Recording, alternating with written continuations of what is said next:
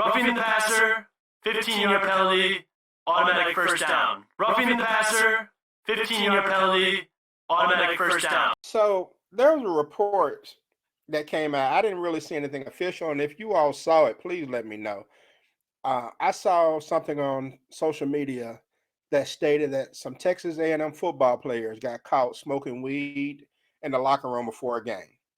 And I didn't pay the headline any mind because I felt like that was going to be the lead story on ESPN, Fox Sports, and all these other places.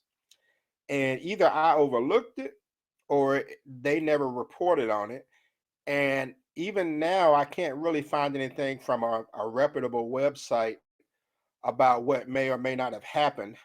So, do you all know if this whole story is even true or not? And if so, have you seen anyone discussing on ESPN or something? No, I haven't seen anything on it.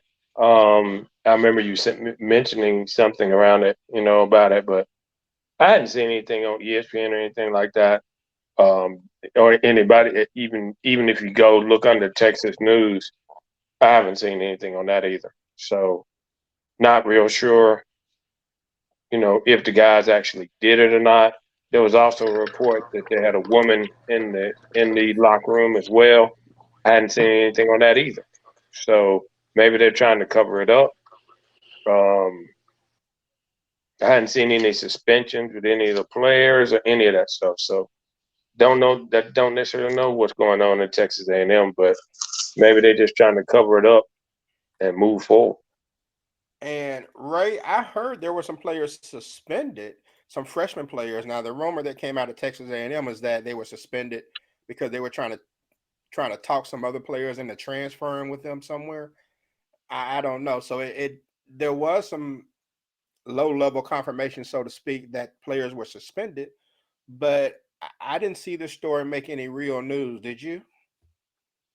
Oh, I thought I saw something about that on Saturday. I could have been wrong, but I thought I saw some headlines go down across the bottom of the screen. But I didn't see it on ESPN or nothing like that. Not that I was looking for it either, but uh, no, I hadn't heard a report on it. But I thought I did see that Jimbo Fisher suspended some players.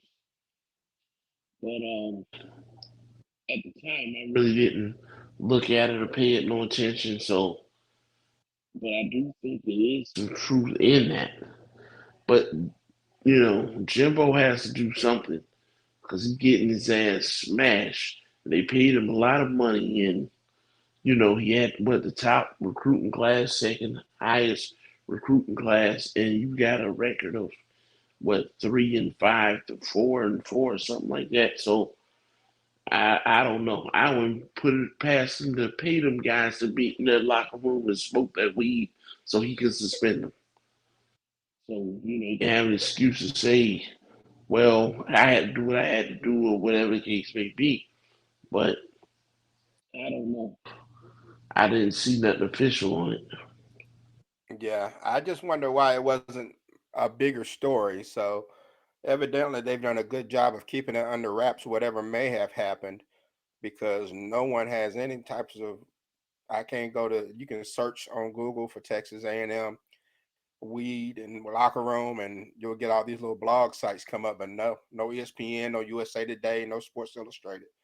So I do know that Texas A&M needs to get some things under control because man, it is looking bad over there right now. They're turning into the Los Angeles Lakers with the way they're looking. They just can't seem to do anything expected of them. And you know that Nick Saban, even though he says him and Jimbo are cool and everything, you know he's probably just sitting back enjoying all of this after the little discussions they had earlier in the year, um, back and forth and back in the summer about the NIL thing. So we'll see what happens with that. But it's just kind of odd that this story just appears to just disappear.